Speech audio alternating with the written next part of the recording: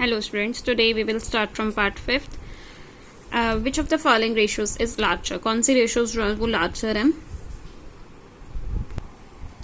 ये हम लोग इससे फाइंड करेंगे.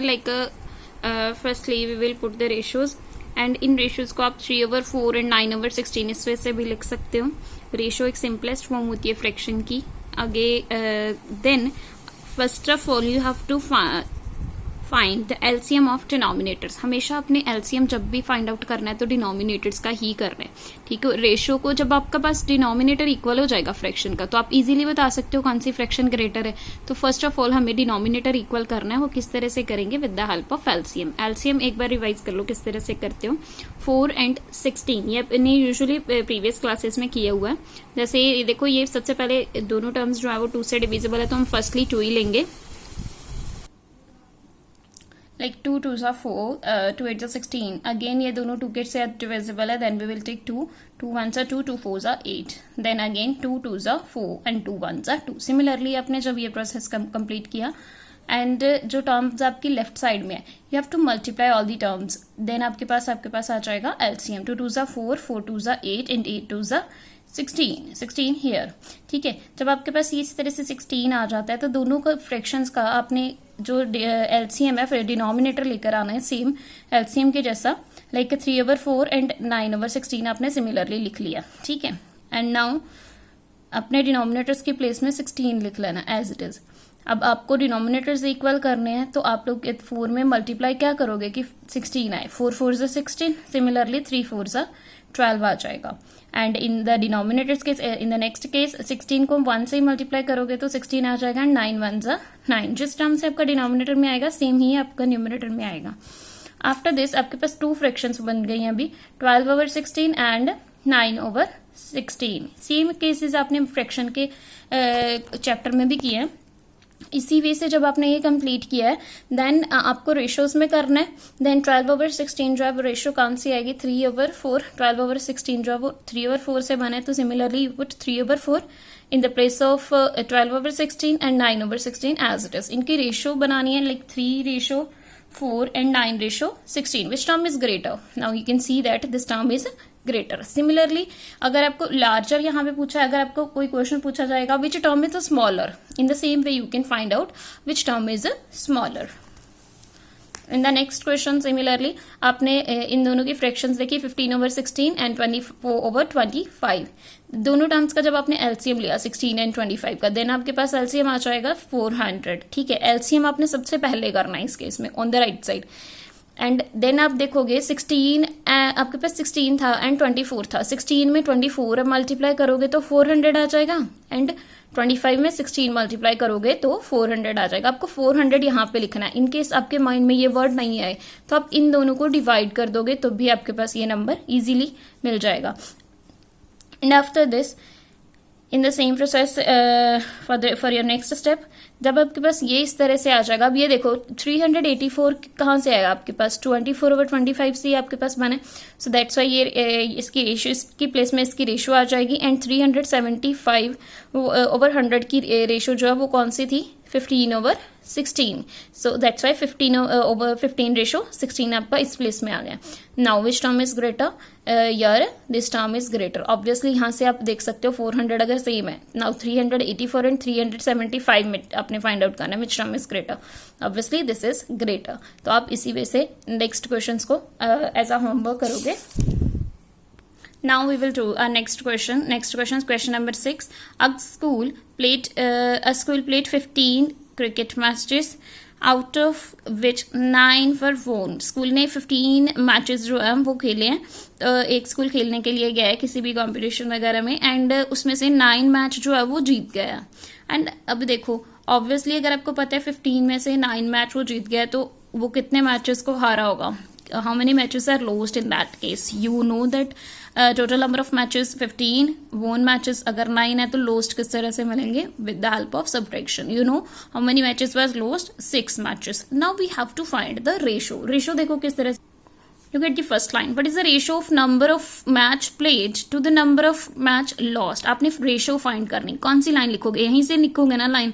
रेशियो से आपने जो लाइन लिखनी है ratio the ratio of number of match played to the number of match lost. यही सेम लाइन लिखोगे आप, इसकी प्लेस पर इंस्टेड ऑफ दिस लाइन आप रिक्वायर्ड फ्रैक्शन भी लिख सकते हो, बिकॉज रिक्वायर्ड रेशो भी लिख सकते हो, आपको रेशो ही चाहिए ना। आप यहाँ सिंपली ये लाइन, यहाँ से लाइन स्टार्ट करोगे, the ratio of number of matches played to the number of matches lost. अभी देखो सिमिलरली आपने ये लाइन लिखी, the ratio of number of matches played to the number of matches lost. सबसे पहले देखो इसकी रेशो किस तरह से बनेगी, मैचेस प्लेड, इसका कंसर्न सबसे पहले है, तो कितने मैचेस खेले गए थे, खेले कितने गए थे कंप्लीटली, टोटल 15, तो वो आपने इसकी प्लेस में 15 लिख दिया। After then you have to put the that number with matches lost. Lost कितने हुए थे, 6 मैचेस लॉस्ट हुए थे। इस केस में अगर आप 6/15 लिख दोगे वो प्रॉपरली रॉन्ग हो जाएगा आपका answer. You have to put that term first, इनका न्यूमरेटर प्लेस में वही टर्म आएगी जिसका फर्स्टली कंसर्न है। फर्स्टली कंसर्न मैचेस प्लेड है, तो आप मैचेस प्लेड 15 ही लिखोगे।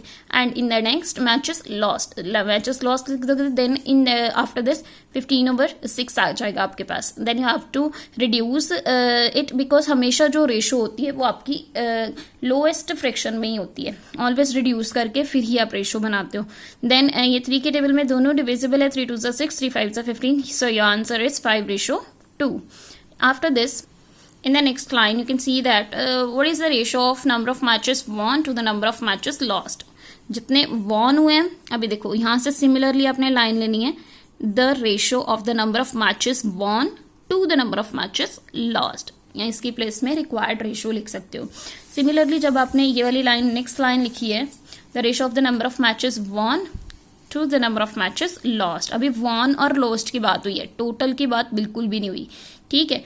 And then in that case firstly concern won का हुआ है, तो कितने मैचेस जीते थे उसने, 9 matches, won matches 9, and then lost matches 6, 9/6। इस तरह से आपके पास फ्रैक्शन आ जाएगी। देन उसी फ्रैक्शन को आप रिड्यूस करोगे, 3 3 9, 3 2 6, तो ये आपके पास जो आ जाएगी सिंपलेस्ट फॉर्म में, उसे आप रेशो में चेंज कर सकते हो, 3:2।